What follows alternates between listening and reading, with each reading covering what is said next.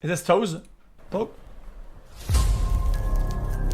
After he was first arrested last year, a juvenile court judge released him. He cut off an ankle monitor and has since been connected to more crimes. A dark SUV seen on surveillance video speeding away after the shooting.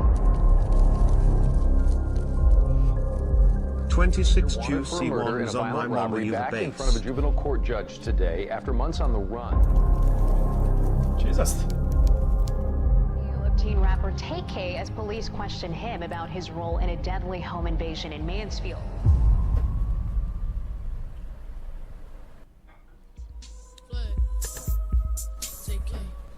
Tamor McIntyre was born June 16, 2000 in California. I had one of those. Game Boy SP. I went to Canadian Tire and I was playing it, dude, and I was in the bike alley and I forgot the fucking I forgot my Game Boy on the at the bikes. I went out and back in. Somebody had stole it. I'm not fucking kidding. Okay, we go back home. Now, I'm like, Mom, let's go to our local Blockbuster, which is called Videotron, and we go to the Blockbuster. I'm not kidding. There's like these glass fucking tables, right? You see the items that they're selling, right? The like people who pawn stuff, and my Game Boy was there. The guy went to Canadian Tire, stole my shit, and went across. I'm not kidding. It's the store is in front of the store. It's like this, one in front of the other. Went in front, and they sold him. They sold him my Game Boy. Yeah, I said the story before. Okay, it still hurts me. It hurts me, man. It hurts me. I like sharing that. It hurts me, man. And I go to the store, and I'm like, it's my Game Boy. It's my Game Boy. And they wouldn't give it to me. They wouldn't give it to me. Man, I didn't buy it back. I didn't have the heart for it. I was like, man, I don't have the money for this shit. Man. I didn't buy it back. My brother had the blue one. I had the red one. They sold the red one. I just borrowed my brother's and we kind of moved on. But man, it killed me, man. Who does that? Steal a kid's fucking thing and go sell it the next door? Fuck you, man. Yeah. His father, Kevin Beverly, was a gang member from Compton, and his mom was part of the Baby Insane Crips gang in Long Beach. This would unfortunately lead to his dad's imprisonment during Tamor's youth. With his dad behind bars, his mother would do her best to raise him and his sister while he was away. But without a father figure around, it was hard for him to find guidance. Playing football, listening to Soulja Boy and Chief Keef were some of the only distractions he had for his frustration that was building up. At 8 years old, his mom moved them to Las Vegas for about a year and a half before his father was finally released from prison. In hopes of providing a better life for their family, they moved once again to the east side of Arlington, Texas. By the time Tamor was attending Martin High School, he was already beginning to rap on his free time. He and his friends would form a rap group called the Daytona Boys. The group consisted of Santana Sage, Pimps, and Tamor himself, who would rap under the name Tay-K. The group started recording their first songs together throughout 2014. Within just 1 year, they were already doing small live performances around Texas, and Tay-K was releasing solo tracks like Biff Zanin. Feeling like the group was on the right track, they continued to push their music as they were getting a small amount of recognition. Although music was the focus, Tay-K states his parents weren't always around, and he had to provide for himself, sometimes even finding places to stay at night. The Daytona Boys wouldn't last long as a group due to their reckless behavior that would ultimately cost an innocent girl her life. The fatal shooting involved an exchange of words between two carloads of people who just left a party New Year's morning 2016. 20-year-old. On December 31st, 2016, the Daytona Boys were having another show in Arlington. After the performance, they left the show and pulled up to a red light where another vehicle was stopped. The car next to them was being driven by a female college student, along with 3 other passengers. The Daytona Boys attempted to catcall the females at the red light, until a male passenger rolled down the window and threatened to beat the Daytona Boys up. Santana Sage, who was driving the group, rolled down his window, pointed a gun, and fired 2 shots. One of the bullets would hit the driver of that car. 21-year-old Sarah Mushlanger was pronounced dead. We, the jury, find the defendant, Eric Jamal Johnson, guilty of the offense of murder. Just days later, Santana Sage would be arrested for the murder, but Tay-K and Pimps would not be charged with anything since they were only passengers and minors at the time. Some would say their lack of punishment for even being involved in this type of event only made them feel more invincible. The Daytona Boys would break up after Sage was sentenced to 44 years behind bars. Jesus! Take-K would continue to get even more involved with the streets as he was still attempting to get his rap career off the ground. Everything was about to change though. No, I don't under Jesus because it's kind of hard to process, I think, mentally, to be that young, whatever, whether you're like 18 or whatever the fuck, and hearing something like 44 years. It's like, oh, I'm now an adult, I'm about to go into the world. Oh, I'm going to jail, I will never get back to the world, type of thing. It's kind of On July hard 26, 2016, Take-K along with 6 other people had formulated a plan to hit a lick on a house they knew had drugs which in. is deserved, of course. Which is deserved because you did a crime. But I'm just saying, the idea of it. Let's say you were to take up the crime or whatever. The idea of it. Just the idea. There was a house located on the 1500 block of Mansfield, Texas, where a man named Zachary Ballou was staying. He was believed to have drugs and money on him. They would have 2 girls who were already familiar with the target get inside the house and make it seem like they just wanted to smoke and chill. Take-K and a few other men would be waiting close by for a text message from the girls on when to storm the house.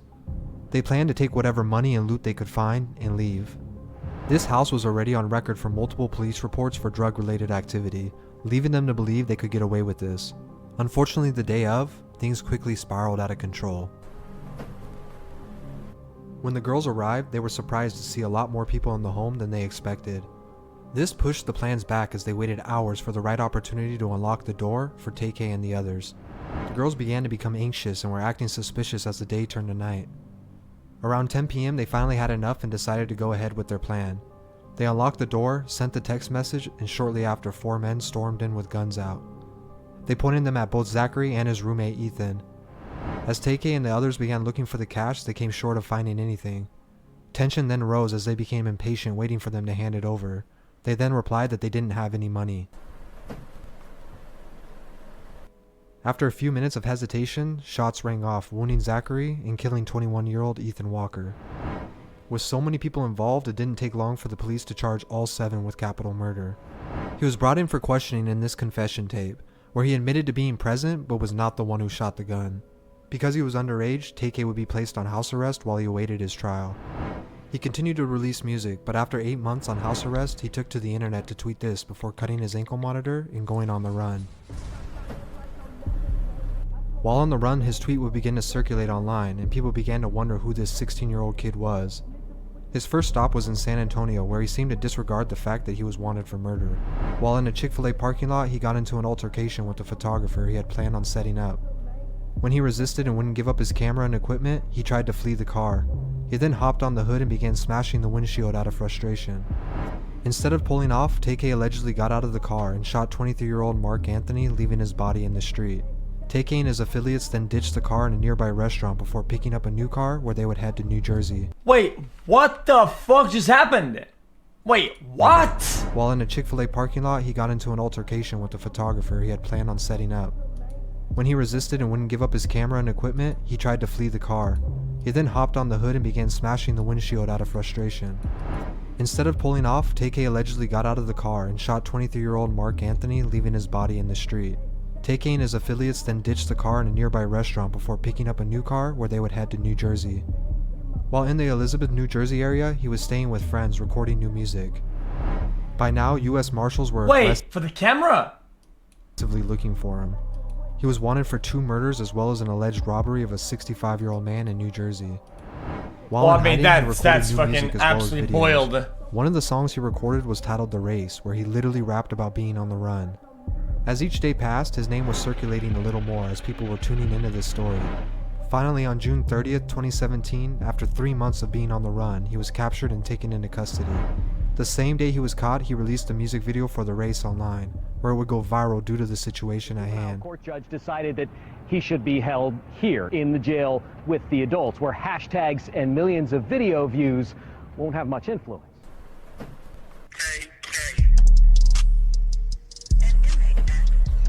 As the media began to circulate this crazy timeline of events, the song continued to go even more viral. He surprisingly even got co-signs from other major artists. Guys, ultimately, Chad, what happened to his sentence of the first crime before the photographer shit? Would he have been what? Was he gonna get smoked from that or not?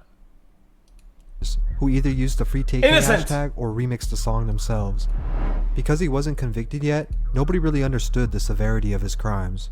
Label executives who were also taking notice of his viral success were beginning to reach out, as his mixtape Santana World was released just a month after his arrest.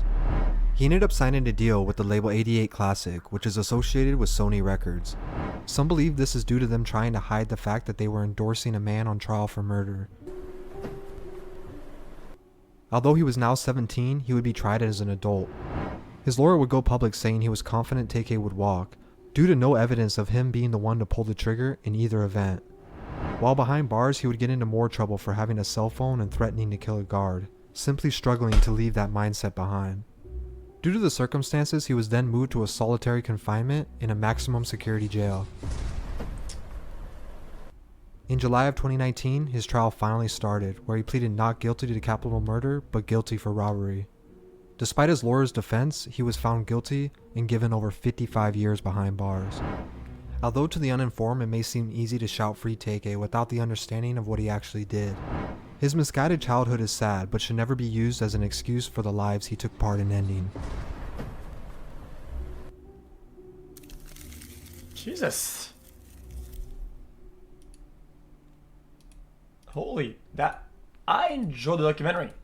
I thought that was a generally documentary. I thought it was a good storytelling. I thought it was a good video. I enjoyed it.